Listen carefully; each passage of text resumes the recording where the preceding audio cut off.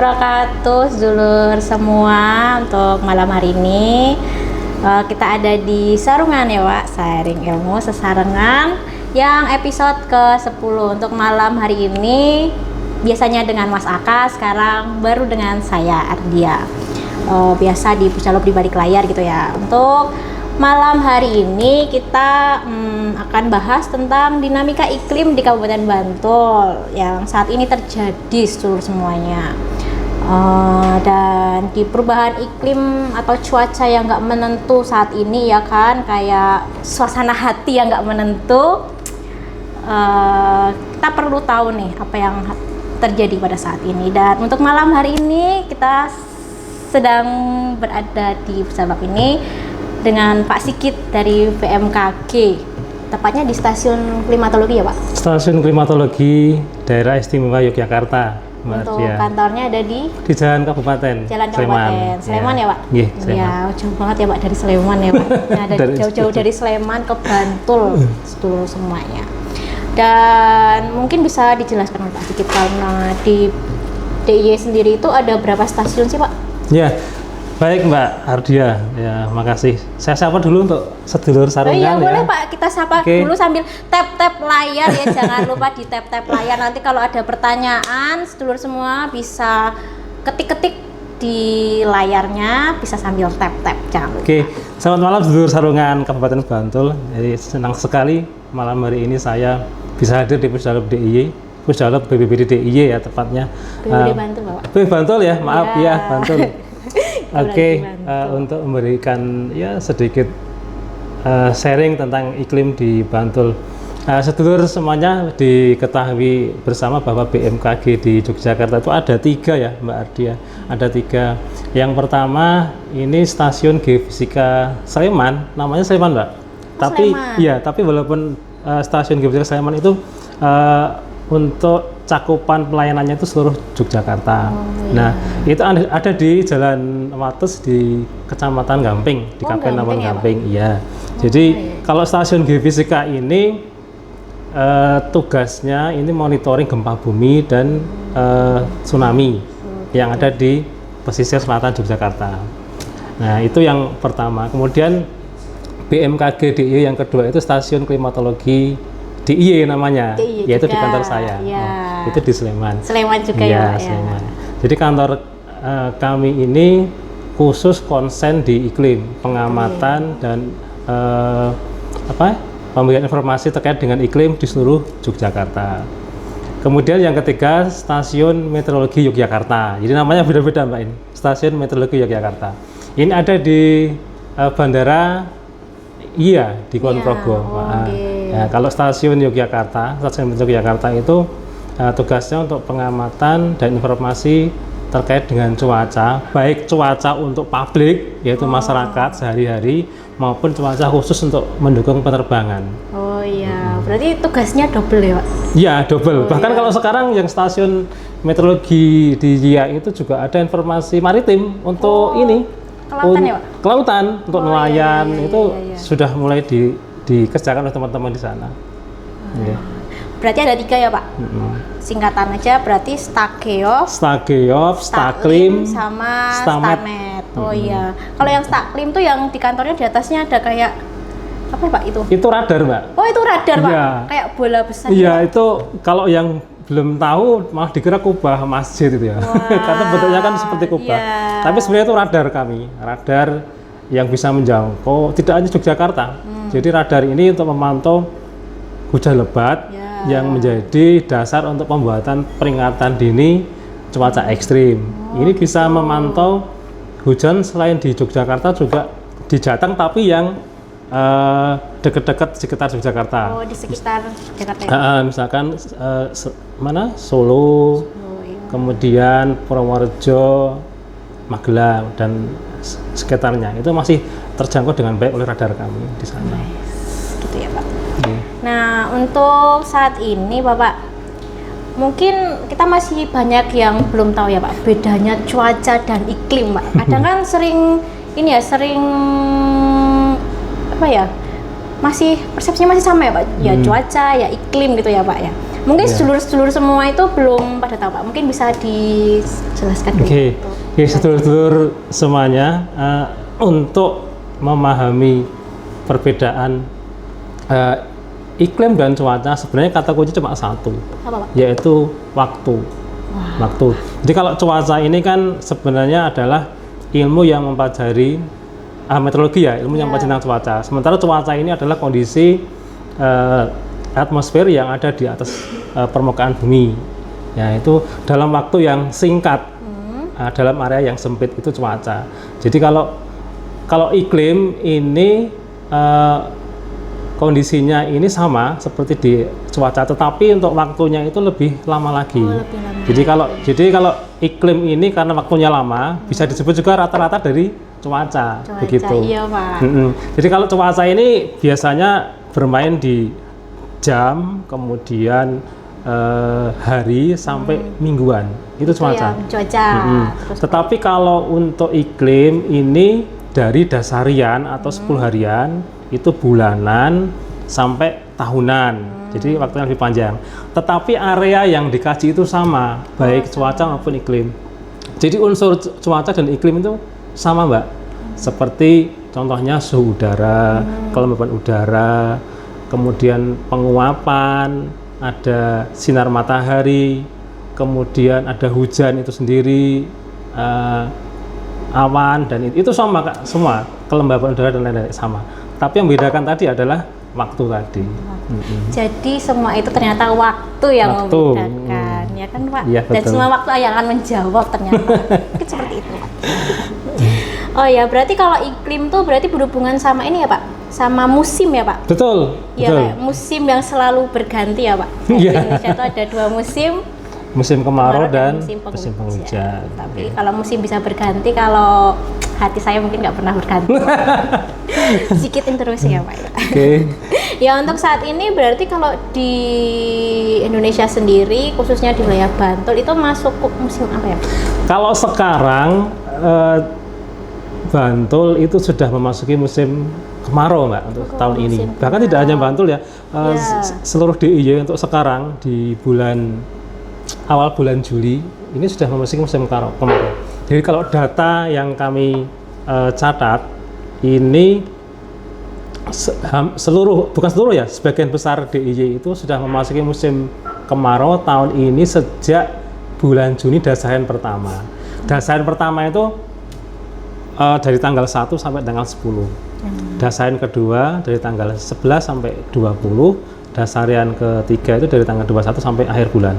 Jadi di bulan Juni awal itu sudah masuk musim kemarau. Oh, musim kemarau. Jadi untuk dinamika iklim, gambaran iklim saat ini itu masuk musim kemarau ya Pak? Ya, walaupun ada hujan, tapi itu namanya sudah kemarau Mbak. Jadi sebenarnya kan, jadi itu kadang bingung ya Pak. Iya. Ini tuh katanya sudah kemarau, tapi masih ada hujan. Okay. Jadi kan sebenarnya pengertian kemarau itu kalau dalam waktu 1 dasarian atau 10 hari itu curah hujannya di bawah 50 mm, kemudian diikuti 2 dasaran berikutnya. Artinya dasaran pertama tadi di bawah 50, dasaran kedua di bawah 50, dasaran ketiga di bawah 50. Maka dasaran yang pertama itu awal musim kemarau. Jadi sebaliknya, ketika curah hujannya itu lebih dari 50, dasaran pertama lebih dari 50, kedua dan ketiga juga lebih dari 50, maka dasaran pertama tadi itu awal musim penghujan. Kalau lebih dari 50. Nah, jadi kesimpulannya bahwa kemarau itu tidak ada hujan sama sekali. Tapi dimungkinkan masih ada hujan, tetapi dengan syarat di bawah 50 mm. Karena kan kalau ya mungkin yang perbedaan dengan tahun kemarin ya Pak? Ya, tahun kemarin kan nggak seperti ini Pak. Kemaraunya lebih panjang ya. Oh iya, itu kan kayak kering, benar-benar rasa kering ya Pak. Kalau sekarang mungkin ada yang bertanya ya sedulur semua, itu kayak kemarau basah gitu Pak. Ya. Ya, itu apa sih Pak sebenarnya? Apakah emang benar itu namanya kemarau basah atau bagaimana? Jadi sejarahnya begini, kalau di BMKG sendiri sebenarnya dulu tidak ada istilah kemarau basah ya, yang ada itu curah hujan di atas normal begitu. Artinya curah hujan itu lebih tinggi dibandingkan rata-ratanya ketika periode musim kemarau. Nah, tetapi istilah yang dari BMKG ini kan kurang bisa dipahami oleh masyarakat ya. Maka masyarakat punya istilah sendiri untuk menandai ketika musim kemarau kok curah hujannya lebih banyak atau lebih pendek. Itu mereka menamakan kemarau basah. Artinya bulan atau periode musim kemarau, tetapi curah hujannya itu lebih banyak dibandingkan kemarau-kemarau yang biasanya. Itu sehingga biasanya kemarau basah itu selain curah hujannya lebih banyak, periodenya lebih pendek, Pak. Nah, sehingga ini lebih mudah dipahami masyarakat dengan nama kemarau basah tadi. Ya, gitu. mungkin kan karena ini ya, mungkin sedulur-sedulur semua yang musim tanam itu Pak mungkin ya. Ya ini, apakah dampaknya yang terjadi saat kemarau basah ini atau ada apa saat ini tuh mengikuti pola musiman yang biasa terjadi atau sudah mulai berubah? Kalau kondisi tahun ini karena kemarau basah, masih pola tanamnya juga berubah ya kalau menurut saya. Jadi kalau kemarau basah ini ketika musim kemarau masih banyak hujan, maka tidak cocok ketika menanam tanaman-tanaman lahan kering misalkan. Contohnya tembakau atau mungkin apa ya? Yang di sini itu apa kalau dari daerah Bantul bagian selatan seperti melon atau bawang merah, bawang putih, semangka. Itu kan biasanya mereka cocoknya di iklim kering gitu ya. Nah, ketika ditanam di musim kemarau tapi yang banyak hujannya, maka ya kemungkinan pertumbuhannya tidak bagus. Atau kalau ada serangan hama yang semakin meledak gitu ya. Jadi hama ini kan ketika suhunya hangat, kelembabannya tinggi, maka akan berkembang dengan pesat. Nah, jadi mereka teman-teman petani harus punya trik. Apakah pola tanamnya diganti dengan menanam tanaman-tanaman yang memang cocok dengan iklim basah atau ada perlakuan khusus di lahan pertanian mereka seperti itu. Oke, berarti mungkin bisa di ini juga ya Pak. Soalnya di rumah saya itu kan di tengah sawah nih Pak. Jadi saya itu kadang tuh lihatnya tuh gini Pak. Kalau pas hujan berarti nanamnya padi. Terus kalau pas kering nanamnya ganti jagung biasanya Pak. Iya, jagung, melon itu biasanya langsung ini udah musim kemarau gitu ya Pak? Iya betul, termasuk kacangan itu di lahan kering. Mungkin dari sedulur semua sudah ada yang mulai bertanya dan jangan lupa ya tap layar.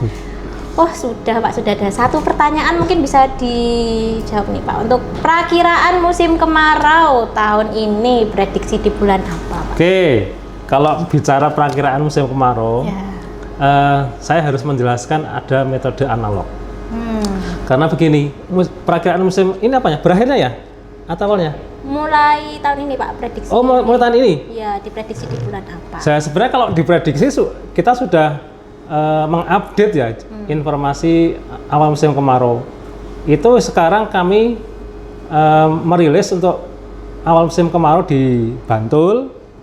Ini jatuh di bulan Juni dasarian pertama. Jadi tanggal 1 sampai tanggal 10 itu sudah masuk ke musim kemarau. Walaupun memang beberapa tempat masih terjadi hujan, tapi hujannya itu bahkan sampai akhir bulan Juni, Mbak Ardia.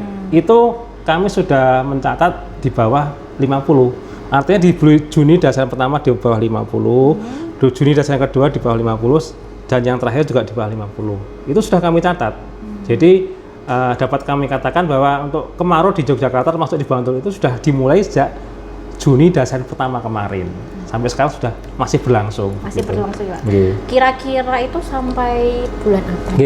Nah kalau sampai kapan, tadi nyambung yang saya katakan tadi ya. Artinya kan akhir musim kemarau sampai kapan gitu Mbak kira-kira ya? Iya kira-kira sampai kapan. Sampai kapan, oke. Nah kalau akhir musim kemarau maka ada hubungannya dengan awal musim penghujan. Awal musim penghujan itu baru kami rilis nanti di bulan September ya. Jadi untuk informasi awal bisa didekati dengan metode analog gitu ya. Jadi kemarau basah ini sedulur-sedulur semuanya tidak hanya terjadi di tahun ini 2025. Tahun-tahun sebelumnya juga pernah terjadi. Contohnya tahun 2010, 2013, 2016, 2020, 2023 dan ini 2025. Jadi tidak hanya sekali ini saja, tetapi dari beberapa kasus terjadi kemarau basah tadi yang paling mendekati atau kemiripannya di tahun 2013. Oh, 2013 ya Pak. Berarti pernah terjadi ya Pak? Pernah terjadi. Nah, mirip artinya dari beberapa indeks yang kami pantau, indeks fenomena global seperti ENSO ya, ada La Nina atau tidak, itu nilainya itu mirip dengan 2013. Nah, di tahun 2013 ini kemarau basah ini berakhir di Oktober Dasayan kedua, di tanggal 11 sampai tanggal 20 itu sudah berakhir musim kemarau. Jadi nanti di Oktober Dasayan ketiga itu sudah memasuki musim penghujan. Tetapi kalau untuk tahun ini memang agak sedikit berbeda. Jadi dari selain metode analog dan yang kami buat di perakiraan musim sebelumnya, ini untuk Bantul nanti ya mudah-mudahan ya tepat ya, untuk kemarau ini akan berakhir di Oktober Dasayan pertama. Oh, berarti di awal Oktober. Iya, maju ya, lagi dikit dibandingkan 2013. Jadi nanti di Desember Dasayan kedua itu insya Allah di Bantul sudah memasuki musim penghujan. Oktober Dasayan kedua. Oh ya, berarti untuk seluruh semua yang mau ngunduh layangan ini Pak. Biasanya kalau musim kemarau itu identik dengan ngunduh layangan ya kan Pak. Itu sampai awal Oktober. Wah, ini ya. cocok ini. Ya, terus ini Pak. Tadi kan musim kemarau basah ya Pak. Mungkin ada nggak Pak dampaknya untuk di kebencanaan itu Pak yang mungkin bisa kita antisipasi? Contohnya kemarin kalau kita kan biasanya ini Pak, kalau musim kemarau itu sudah ditandai dengan adanya kebakaran lahan Pak. Mungkin apa ya Pak yang bisa untuk antisipasi sedulur-sedulur semua gitu? Walaupun sedulur semuanya ya, walaupun tahun ini kita mengalami kemarau basah, tetapi bukan berarti terus sampai Oktober nanti hujan terus, itu tidak.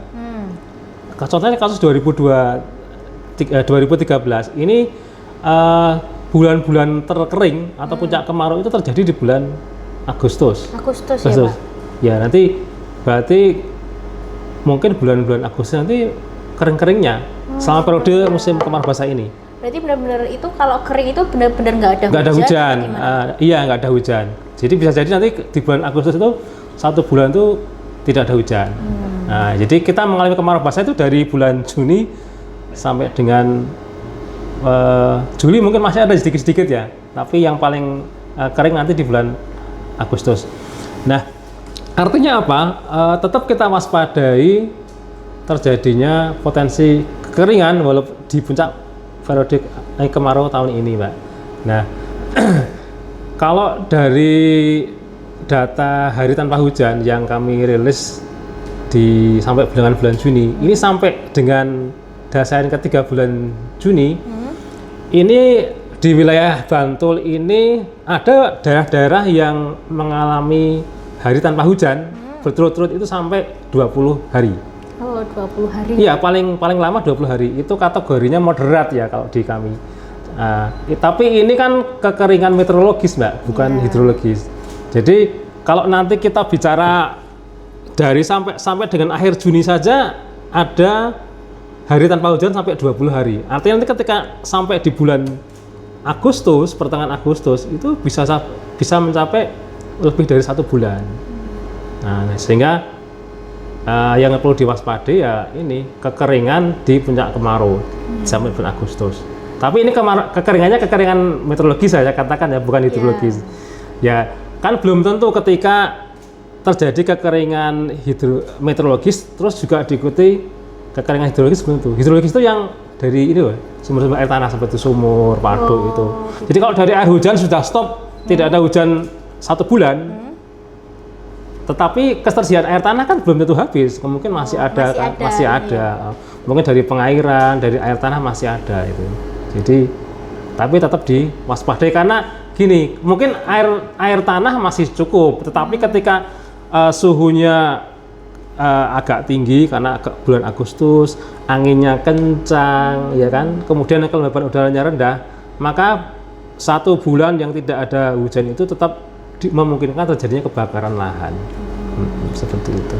Itu juga berpengaruh nggak Pak tentang apa dengan tadi penyimpanan air di dalam tanah itu juga ada pengaruhnya nggak Pak? Misalnya nanti kalau tiba-tiba sumur kering nggak ada hujan, terus sumur kering kayak tadi apa suhu panas ya Pak? Iya, suhu tinggi gitulah ya. Suhu tinggi terus ada angin ya Pak? Ada angin kencang karena Ada kan angin kencang. pas puncak kemarau biasanya angin kencang, angin dari Berarti tenggara. malah kalau kemarau itu malah anginnya malah yang diwaspadai juga angin kencang ya Pak? Tapi bukan angin kencang Yang- seperti saat puncak Hujan. musim penghujan disertai petir itu bukan. Angin kering tapi agak lebih kencang, kencang dari ya. makanya bisa buat ngunduh layangan Iya, ya Pak betul, ya? Adi. Oh iya bener seluruh maaf. Jadi kalau apa mulai ada berangin itu bisa langsung, tapi kalau ngunduh layangan itu sebenarnya itu jangan dekat dengan jalan ya Pak ya? Iyalah di tempat Iya, yang aman. yang lebih lapang gitu ya, tapi jangan main api berarti ya Pak ya? Jangan Iya, hati-hati. hati-hati dengan kebakaran lahan sebenarnya. Terus ini mungkin ada yang mulai bertanya kembali, sedulur-sedulur semua, dan jangan lupa tap layarnya ya. Iya.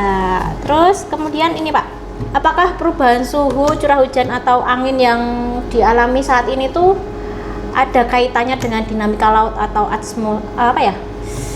Susah Pak ngomongnya Pak. Atmosfer global gitu Pak. Ada nggak Pak? Ada lah pasti. Oh, iya. Oke, saya bicara dari sini dulu Mbak. Jadi kemarau basah ini kan peningkatan curah hujan di musim kemarau. Sebenarnya ada 3 faktor penyebabnya. Yang pertama, ini fenomena iklim global. Yang pertama adalah karena La Nina. Ya, mungkin sedulur-sedulur ada yang sudah tahu, tapi saya Ya, La Nina itu apa La Nina Pak? saya sampaikan taunya lagi tuh ya. apa? Nina yang lagu itu loh. Oke. Oh iya, ada tetangganya Mas Aka juga namanya Mbak Nina ya? Tetangga saya juga ada, tapi namanya El Nino. Wah, El Nino. Ya, tapi kalau kemarau basah La Nina. Ya. Jadi La Nina itu sebenarnya kan fenomena mendinginnya suhu muka laut di Samudra Pasifik bagian tengah. Samudra Pasifik bagian tengah itu kira-kira ada di sebelah timur Papua. Sebelah timur ya? Sebelah timur Papua sih. Jadi di tengah-tengah itu kan namanya ada Samudra Pasifik Mbak, di sebelah timur Papua. Nah di bagian tengah itu suhu muka lautnya mendingin atau anemonanya negatif. Jadi kalau di Celsius itu warnanya biru biasanya kalau dingin. Nah sementara ketika terjadi pendinginan suhu muka laut di Samudra Pasifik, di wilayah Indonesia itu suhu muka lautnya berkebalikan, yaitu hangat atau tinggi.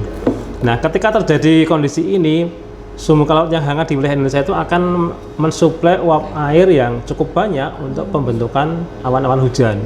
Sehingga kalau ini terjadi di musim kemarau, maka dimungkinkan di wilayah kita curah hujannya banyak atau kemarau basah tadi. Itu. Tetapi kondisi sekarang tidak ada La Nina. Tidak ada La Nina. Jadi indeks ENSO yang kami pantau terakhir di bulan Juni itu minus 0,14. Ini artinya normal, Mbak. Kalau normal artinya tidak ada fenomena El Nino maupun La Nina, ya. Itu satu. Kemudian yang kedua, ada fenomena global lain yaitu dipole mode negatif. Dipole mode negatif itu mirip dengan La Nina, tetapi terjadi di Samudra Hindia sebelah barat Sumatera. Jadi suhu muka laut di wilayah Indonesia itu menghangat, tetapi di pantai Afrika sana itu mendingin. Jadi, nah ini juga akan menyebabkan penguapan air laut banyak sehingga membentuk awan hujan di wilayah kita. Yang terjadi sekarang di dipole negatif juga normal, netral, nilainya minus 0,18. Jadi dua fenomena ini tidak menyebabkan peningkatan curah hujan di wilayah Bantul ya untuk saat ini, tidak ada. Oke, dua fenomena tadi tidak berpengaruh. Lalu ada fenomena apa lagi? Yang terakhir adalah suhu muka laut di wilayah Indonesia. Ternyata ya, kalau biasanya musim kemarau itu di suhu muka laut di wilayah Indonesia itu juga netral atau mendingin gitu ya. Jadi kasus ini luar biasa. Suhu muka laut di wilayah Indonesia termasuk di selatan Yogyakarta itu suhu muka lautnya hangat atau anemonanya itu positif. Jadi antara 0,5 sampai 2 derajat. Atau suhunya itu kalau di Citra saat itu antara 29 sampai dengan 30. Ini hangat. Jadi inilah yang menyebabkan mengapa sampai bulan-bulan lalu ya, itu curah hujan di wilayah Bantul di Jogja dan Yogyakarta itu banyak atau kemarau basah itu penyebabnya adalah karena sumber laut di wilayah kita yang mulai hangat ya. Yang hangat atau positif tadi anomalinya. Gitu. Anomali ya. Anomali atau penyimpangan dari rata-ratanya. Iya, soalnya kalau yang saat ini kan anomali kayak tung tung tung gitu Pak. Tung tung tung soal ini beda teman-teman ya. Sedulur-sedulur semua beda sama yang tung tung tung ini ya Pak. Oh ya Pak, mungkin ada yang bertanya lagi nih. Apa nih? Ya, akhir-akhir ini kenapa kalau siang itu oh iya, rasanya panas banget Pak. Rasanya panas banget. Terus kalau malam tuh terasanya dingin. Mulai dingin gitu ya? Apakah karena jauh dari kekasih? Waduh, galau siapa ini yang jauh dari kekasih? Iya. Oh ya, ada ini Pak. Apa namanya? Bediding ya? Bediding. Iya, bahasa Jawanya. Ini kayaknya yang menanyakan ini jauh dari kekasihnya ya. Tapi kekasih yang mana ini ya? Iya, Pak. Oke, ini sudah saya prediksi ya. Pertanyaan seperti ini sudah prediksi. Udah paham ya Pak? Iyalah pasti. Ya gini, ini saya bicara secara umum dulu ya. Kalau kondisi kemaraunya normal, kalau sekarang ini nggak normal nih, karena kemarau basah tadi ya. Iya, kalau normal seperti tahun lalu contohnya, ketika musim kemarau kita merasakan siang itu panas menyengat, kalau malam agak dingin gitu ya, dingin sekali ya. Nah, penyebabnya apa? Sedulur-sedulur sarungan. Jadi kalau siang hari di musim kemarau itu kan cuacanya apa, Pak? Kalau siang hari di musim kemarau? Cuacanya panas ya, cerah. Cerah, ya iya cerah kan? terik gitu ya, cerah Pak? terik ya, karena nggak ada awan biru gitu, Pak. Ya, langit itu terlihat warna biru, artinya tutupan awan itu sedikit atau minim. Ya. Nah, ketika langit itu bersih, tidak ada awan, maka sinar matahari itu ketika jatuh ke bumi tidak ada halangan, ya kan? Nah, ketika tidak ada halangan inilah kita merasakan panas yang terasa agak sedikit menyengat tadi, karena tidak ada halangan awan. Itu penyebabnya kenapa siang itu cuacanya terasa terik. Kemudian kalau malam kenapa kita merasakan dingin gitu ya. Nah, suhu yang dingin kalau siang tadi sebenarnya sejuk ya. Di satu sisi ada matahari, tetapi sebenarnya itu kita merasakan sejuk. Nah, kalau malam hari kita merasakan dingin. Kenapa kalau malam hari dingin? Jadi matahari yang bersinar dari pagi sampai dengan sore itu sebenarnya kan diserap oleh bumi panasnya dalam bentuk radiasi gelombang pendek. Kemudian ketika malam hari panas ini akan dipantulkan bumi ke atmosfer dalam bentuk radiasi gelombang panjang. Nah, kalau malam hari juga kondisi cuacanya itu bersih, langit ada bintang-bintang, artinya tidak ada awan, maka panas ini akan dengan cepat keluar ke atmosfer, tidak ada yang menghalangi. Jadi kayak ada feedback gitu ya, Pak? Iya. Jadi itu kayak ada siang, ada malam, ada aku, ada kamu, gitu, Pak. Aduh. Oke. Jadi ketika tidak ada yang menghalangi panas malam hari ini, panas yang bumi cepat hilang. Ketika cepat hilang, maka kita merasakan lebih cepat dingin. Terus penyebab yang kedua apa? Musim kemarau itu bertepatan dengan musim dingin di Australia. Gitu ya, Pak? Ya, di Australia musim dingin, maka suhu yang dingin dari Australia ini terbawa oleh angin monsun Australia sampai ke wilayah kita. Kita juga ikut merasakan dingin. Oh, jadi jauh banget bisa ya, Pak? Iya, ya? bisa. Iya. Nah, dua fenomena tadi itulah yang paling besar pengaruhnya mengapa di musim kemarau itu kita merasakan dingin atau sejuk di siang hari atau mendiding tadi istilahnya. Berarti ada dampaknya juga ya, Pak, dari jauh banget ya, Pak? Iya, tetap pengaruh. Karena kan jarak kalau dari jarak itu memang jauh, tapi sebenarnya relatif dekat kalau kita bicara global gitu ya, relatif dekat. Ya, tetapi kalau untuk tahun ini tidak sedingin tahun lalu ya, Mbak Ardi ya? Iya, tahun lalu itu kayak benar-benar dingin. Karena tadi pengaruhnya karena di tahun ini itu kan banyak awan kaitannya dengan kemarau basah. Jadi walaupun berdiding tapi tidak se ekstrim tahun lalu. Saya mencatat tahun lalu tahun 2024 itu suhu terdingin sampai 16,6. Itu di tanggal 11 Agustus, Mbak. Itu yang tahun 2024. Itu sampai mencatat 16,6. Tapi kalau tahun ini saya prediksikan nggak akan sampai serendah itu. Jadi aman ya untuk yang sedulur-sedulur punya kayak saya nih Pak, punya alergi dingin Pak. Apalagi kalau udah musim kemarau, berangin, debu ya kan Pak, terus dingin tuh langsung biasanya yang punya alergi gitu. Saya alerginya malah ini pilek. Oh iya Pak, bener itu juga Pak. Pilek. Ya, jadi aman ya, masih aman saudara-saudara. Kalau yang tahun kemarin bisa nyampe 16. 16,6. Wah, dingin banget ya Pak berarti Pak. Ya, itu seperti di dalam AC gitu ya. AC 16 derajat. Oh iya, terus apa lagi Pak? Kalau mau minta video ini nanti di-share di mana ya? Bisa nanti. Soalnya mau dibagikan ke petani-petani ternyata Pak. Karena untuk apa? Iklim ini tuh, cuaca ini tuh kayak musim ini sangat berpengaruh ya Pak. Iya, setidaknya kan menjadi acuan teman-teman petani berakhirnya musim kemarau itu kapan tadi ya? Yang karena apakah sudah terlihat dampaknya di Bantul misalnya dalam keterlambatan musim tanam, banjir atau bahkan abrasi pantai. Oh ya, nanti untuk video nanti bisa di-download aja di YouTube, kita nanti akan share ke YouTube ya. Itu Pak. Dan nanti Pak untuk kayak keterlambatan musim tanam, banjir itu apakah ada pengaruh atau abrasi pantai itu ada pengaruhnya juga Pak? Oke, ada. Oke ya, nyambung ke abrasi tadi. Iya. Jadi gini, tadi kan di awal kan saya sampaikan bahwa di musim kemarau itu anginnya kenceng Mbak ya? Iya. Memang betul. Rata-rata di periode musim kemarau itu angin yang dari Australia, yang saya katakan angin monsun Australia tadi, yang menyebabkan musim kemarau di wilayah Yogyakarta, itu cenderung lebih kecepatannya lebih tinggi dibandingkan bulan-bulan periode musim penghujan. Nah, ketika angin monsun Australia ini kecepatannya tinggi, maka ini berdampak pada tingginya gelombang laut. Jadi tinggi gelombang laut itu penyebab utamanya adalah kecepatan angin, Mbak Ardia. Oh, jadi semakin besar itu berarti kecepatannya semakin ini ya, Pak? Betul, semakin cepat hembusan angin, maka tinggi gelombang semakin tinggi. Nah, beberapa kasus kan tingginya gelombang ini kan bisa merusak mengikis ini pantai. Ya. Bahkan beberapa kasus merusak properti karena terlalu tinggi dan masuk ke daratan. Kalau yang musim kemarau ini kira-kira bagaimana Pak?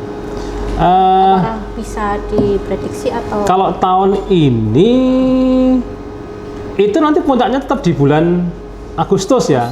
Biasanya di bulan Juni itu sudah ada peningkatan tinggi gelombang laut yang merusak seperti tahun lalu. Tapi kalau sekarang mungkin tidak se-ekstrim tahun-tahun lalu. Oh ya, soalnya kalau tahun lalu itu kan Pak, itu banjir rob ya Pak.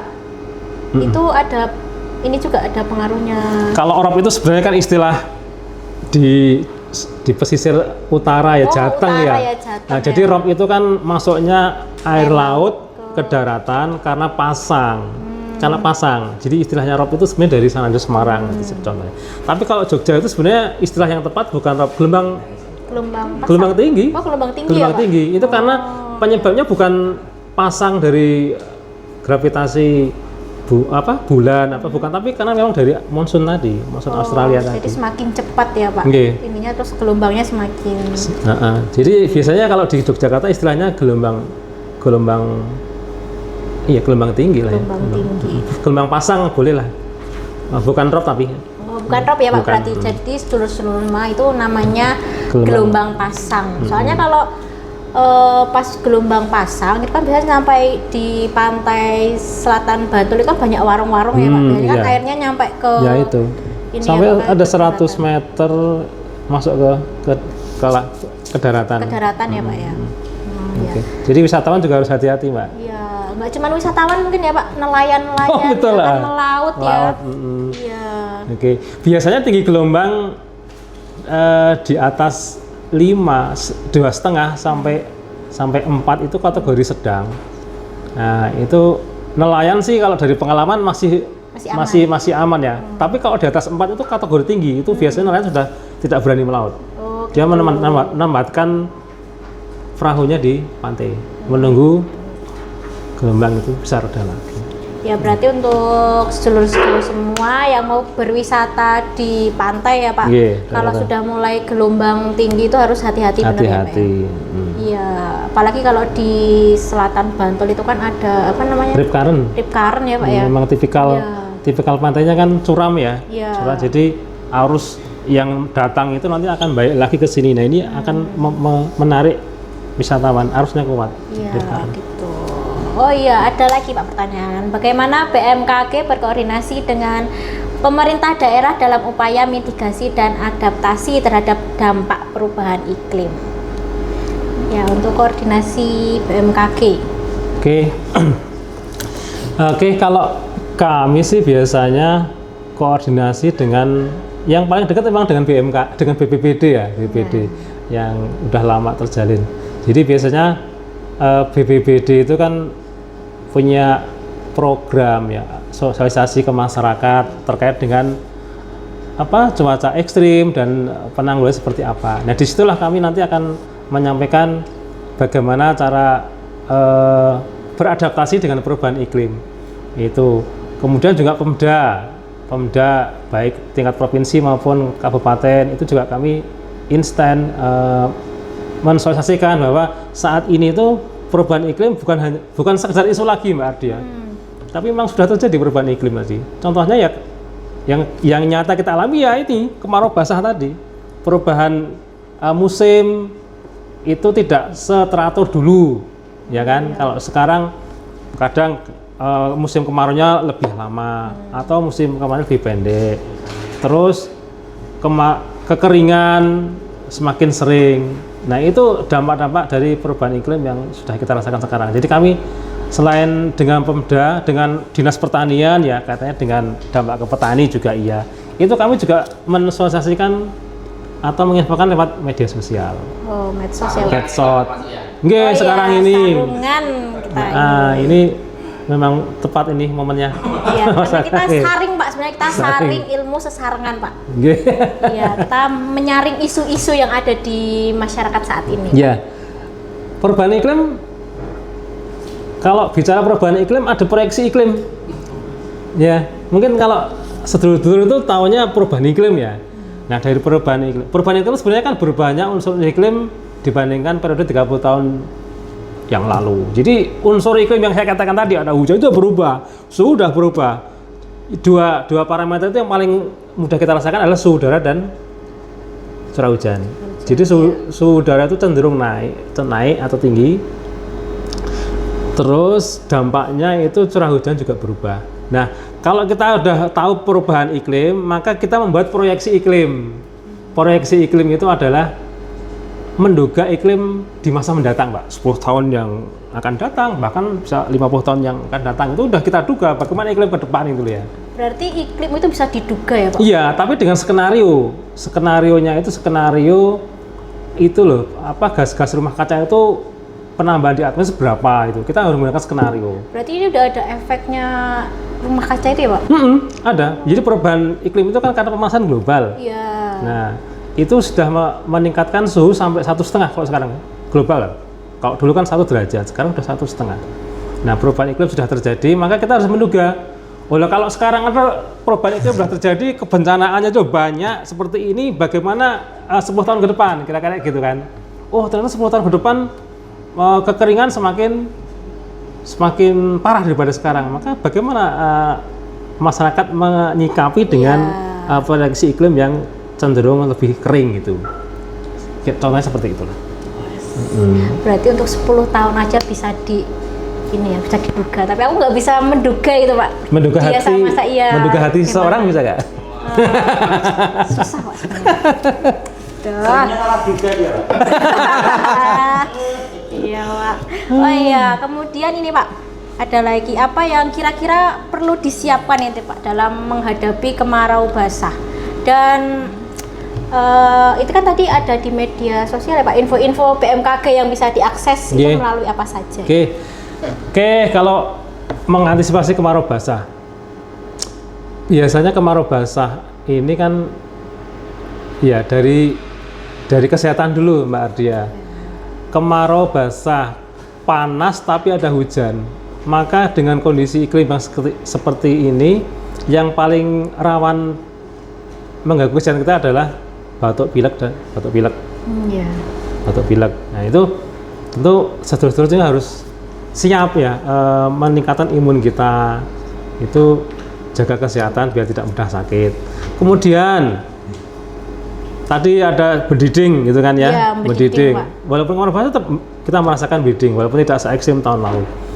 Di suhu dingin ini ya kita harus beradaptasi, kalau keluar malam ya pakai jaket, mandi jangan terlalu malam. Itu langkah-langkah untuk menyiasati di musim kemarau pas seperti ini. Kalau keluar ya kita harus menggunakan jas hujan biar tidak kehujanan.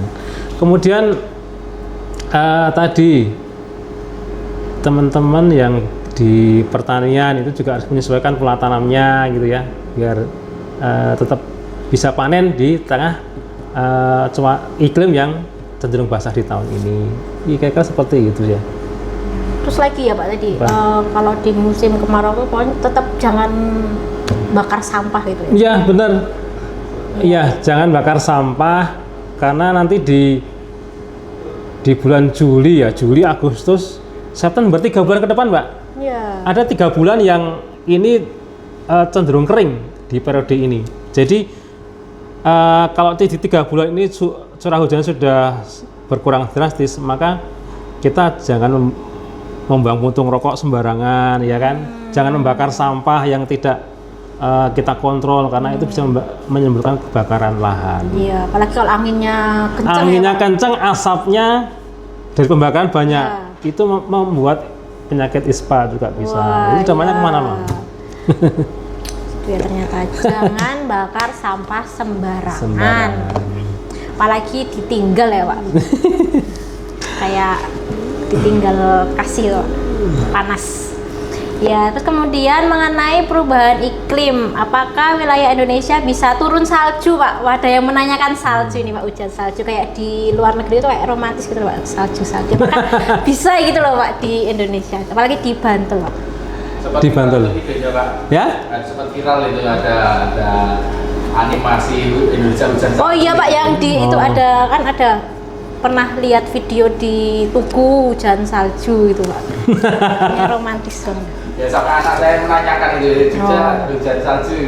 Iya. Kalau hujan es ya, tapi kalau salju sepertinya tidak mungkin. Ini dari sisi klimatologis ya. Iya. Begini, hujan salju itu hanya terjadi di negara-negara subtropis sana, di lintang tinggi. Di mana di sana itu kan kalau terjadi kita kan ada 4 musim Mbak Ardia. Di negara-negara yang turun salju itu ada 4 musim. Jadi ada musim penghujan, ada kemarau, musim semi, musim gugur gitu ya. Kalau di kita kan dari wilayah Indonesia kan wilayah tropis. Wilayah tropis itu wilayah Indonesia itu berada di lintang antara 10 derajat lintang utara sampai 10 derajat lintang selatan. Ini penyinaran mataharinya itu lebih banyak dibandingkan negara yang subtropis tadi. Nah, ketika penyinaran matahari itu hampir sepanjang tahun lebih tinggi, maka suhunya itu lebih hangat dibandingkan negara-negara yang sana tadi yang subtropis. Maka ketika suhunya lebih hangat, hanya ada 2 musim, maka tidak mungkin terjadi salju. Karena tidak mendukung, suhu itu harus sampai minus kan. Di Dieng aja yang suhunya sampai minus 1, minus 3 itu cuma embun beku aja. Oh, itu jadi es beneran? Iya, jadi es beneran. Di rumput-rumput itu ada es. Suhunya dingin, udah gitu aja. Tapi tidak sampai menimbulkan hujan salju. Jadi harus butuh selain suhu yang dingin sampai minus belasan derajat. Itu juga ada fenomena dinamika atmosfer yang lain. Jadi di Indonesia tidak mungkin terjadi salju. Jadi nggak mungkin ya sedulur-sedulur semua kalau ada video-video turun salju itu semuanya AI gitu ya Pak ya. Iya, itu hanya. Kalau mau pengen turun salju ya berarti ke luar negeri ya Pak ya. Ke Korea. Cina. Ya ketemu opa-opa gitu. Kayak ini kan ada Pak forecasting in love gitu ya Pak. Waduh. Terus mungkin ada sedulur lagi yang mau masih bertanya atau ini masih ada yang mau ditanyakan kembali, dan jangan lupa ya tap layar ya, tap layar, atau yang di TikTok bisa pausnya ya. Ada sawer, sawer, paus atau kopi ya bisa Pak. Terus ini Pak, kalau misalnya kita bicara soal solusi dan mungkin butuh kerja sama semua pihak ya Pak ya. Okay. Ya, terus apa saja langkah adaptasi yang saat ini sudah atau sedang dilakukan oleh pemerintah daerah maupun masyarakat untuk menghadapi perubahan iklim ini, dan bagaimana mungkin peran sedulur-sedulur semua dalam hal mitigasi iklim? Mungkin dari Bapak bisa menjelaskan yang bisa kita ini di perubahan iklim. Oke. Perubahan iklim tadi sudah saya singgung ya, beberapa mitigasi yang kita lakukan. Jadi perubahan iklim ini yang bisa kita lakukan hanya adaptasi, Pak. Memang ada dua cara ya. Satu mitigasi, yang satu adaptasi. Mitigasi itu dengan cara mengurangi karbon dioksida. Jadi kan sebenarnya perubahan iklim ini terjadi karena pemanasan global, ya kan? Pemanasan global itu terjadi karena peningkatan gas rumah kaca yang salah satunya adalah karbon dioksida CO2. Ya. Maka untuk mengatasi perubahan iklim dengan cara mitigasi mengurangi karbon dioksida ini sulit kalau dilakukan oleh masyarakat, karena harus dilakukan oleh pemerintah dan seluruh negara-negara di dunia. Yang bisa kita lakukan adalah ini adaptasi. Nah, kalau masyarakat adaptasi ya tadi, kalau yang paling mudah ya mengupdate informasi iklim gitu dari BMKG ya. Jadi iklim itu kan berubah ya. Harus kita ikuti terus, harus kita update terus bagaimana iklim sekarang ini ke depan seperti apa. Itu kita update.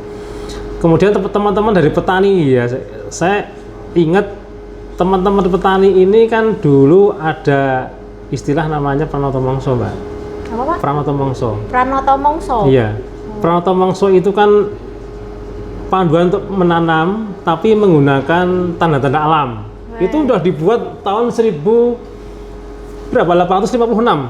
Zaman kerajaan dulu, udah ratusan tahun yang lalu. Iya, Mas. Pranoto Mongso itu sudah tidak relevan dengan kondisi sekarang. Kalau dulu ketika belum terjadi perubahan iklim masih teratur. Saatnya musim penghujan ya musim penghujan. Misalkan bulan Oktober. Atau saatnya musim kemarau di bulan contohnya apa ya, bulan April misalkan ya. Ya bulan April musim kemarau, teratur. Tetapi ketika sekarang sudah terjadi perubahan iklim, itu sudah nggak relevan lagi, nggak cocok. Harusnya musim kemarau masih penghujan, ya kan? Seharusnya sudah datang musim penghujan, ini masih kemarau. Jadi ini sudah nggak sesuai dulu dengan iklim dulu lagi. Jadi masyarakat kita, terutama petani itu sebaiknya tidak menggunakan Pranoto Mongso untuk mengacu musim tanam. Jadi itu ya salah satu adaptasi yang harus kita lakukan di tengah-tengah dari perubahan iklim sekarang. Terus tadi ya, yang lainnya ya tadi tidak disarankan kita untuk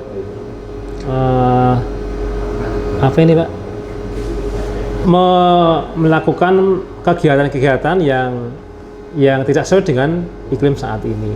Jadi harus menyesuaikan ya Pak. Jadi dari kita yang harus beradaptasi ya Pak. Iya, harus beradaptasi. Ya, nggak mungkin kan Pak untuk cuaca adaptasi sama kita gitu ya Pak. Kita harus menyesuaikan. Iya, menyesuaikan. Apalagi kalau dia pengennya apa ya kita menyesuaikan gitu ya. Terus mungkin ada pesan-pesan Pak untuk warga masyarakat atau sedulur-sedulur semua, atau dengan Pusdalop dalam menghadapi perubahan iklim Pak? Oke. Ada pesan-pesan gitu Pak? Pesannya tetap peduli iklim lah yang pertama itu. Yang kedua, apapun yang terjadi saat ini kita ambil hikmahnya aja, menjadi pembelajaran, dan tentunya informasi ini ya sedikit tapi harapannya bisa bermanfaat bagi yang lain dengan cara membagi ke teman-teman kita yang lain. Seperti itu. Mungkin bisa di-share Pak untuk info-info cuaca dan iklim itu bisa kita dapatkan dari mana aja Pak, yang dari BMKG? Ya kalau dari BMKG dari media sosial sih yang kami share itu ada X ya, dulu Twitter tuh. Ya, di X ada. Iya, X. Kemudian ada IG, Instagram, Facebook. Itu yang tiga media itu yang paling sering. Kalau yang lainnya ya WhatsApp. Oh, WhatsApp yang ya, rutin. Pak. Nah, tapi kan tidak semua masyarakat Masuk di nah, WhatsApp group ya. nah, solusinya adalah dengan menginstal Info BMKG. Oh iya. Jadi ada aplikasi berbasis Android itu di Play Store itu ada Info BMKG. Nah, ketika sudah menginstal Info BMKG, maka tahu semua informasi baik cuaca maupun iklim yang ada di Yogyakarta. Itu aplikasi yang sangat penting. Yang kedua, ada apa ya, Sidarma Mobil, Mbak. Sidarma Mobil itu adalah aplikasi untuk memantau curah hujan yang berbasis radar kami. Oh, ada ya, Ada. Pak? Iya. Jadi kalau menginstal Sidarma Mobil Sidarma Mobil nanti kan ada radar-radar yang site-nya itu seluruh Indonesia. Nanti dipilih aja Yogyakarta. Nanti jadi teman-teman dulur-dulur semua nanti tahu, oh daerah mana yang hujan lebat, saya mau ke sana, oh sana lagi hujan, berarti nanti dulu. Itu tahu kalau dari situ karena itu berbasis radar. Kemudian yang ketiga ada WRS BMKG itu untuk mengetahui gempa bumi terkini. Ya. Nah, ya itu dia yang di atas 5 skala Richter. Itu bisa juga diupdate, dipantau terus. Yang lebih dari 5 dan yang dirasakan terkini ya, Pak? ya, yang dirasakan. Ya, jadi nanti untuk seluruh semua bisa install Info BMKG, Sidarma Mobile, ya kan, terus WRS ya, Pak? WRS BMKG. Ya, terus bisa follow juga di Instagram sama di X ya, Pak? X ya. Ya, jangan lupa ya seluruh semua. Jangan lupa ini masih di tap layar ya. Iya. Terus itu mungkin yang bisa kita dapatkan manfaatnya, mungkin bisa bermanfaat ya Pak buat kita semua, apalagi buat teman-teman seluruh petani semua, dan untuk teman-teman yang harus beradaptasi dengan iklim saat ini ya Pak. Iya. Wah, ternyata itu sangat bermanfaat sekali ya Pak. Hampir 1 jam ternyata itu kayak masih kurang gitu loh Pak, kita ngobrol tentang isu-isu iklim saat ini ya Pak. Iya, nggak terasa emang ya. Iya. Ya, terima kasih buat Pak Sigit yang sudah mau main-main di sarungan, Pak. Ya. Sebenarnya kalau sarungan tuh kan ininya gambarnya pakai sarung, Pak, ternyata, Pak. Tapi kita tuh saring ilmu sesarengan. Mungkin informasi yang disampaikan oleh Pak Sigit dari Staklim DIY ya, Pak. Ya, itu bisa bermanfaat untuk kita semua, untuk seluruh semua, dan menjadi bekal kita agar lebih siap menghadapi tantangan iklim ya Pak, yang saat ini sudah berubah, sekaligus mendorong kita untuk peduli terhadap lingkungan ya Pak, apalagi efek rumah kaca. Dan untuk seluruh pendengar sarungan pada malam hari ini, jangan lupa untuk membagikan episode ini agar semakin banyak sedulur-sedulur semua yang teredukasi ya Pak, bisa diedukasi. Lebih bermanfaat. Iya, lebih bermanfaat. Di YouTube kita juga nanti akan posting di YouTube dan bisa di-share ke teman-temannya. Dan sampai jumpa di episode sarungan selanjutnya, mungkin nanti dengan narasumber-narasumber yang dengan ilmu-ilmu yang berbeda. Dan wassalamualaikum warahmatullahi wabarakatuh. Waalaikumsalam warahmatullahi wabarakatuh.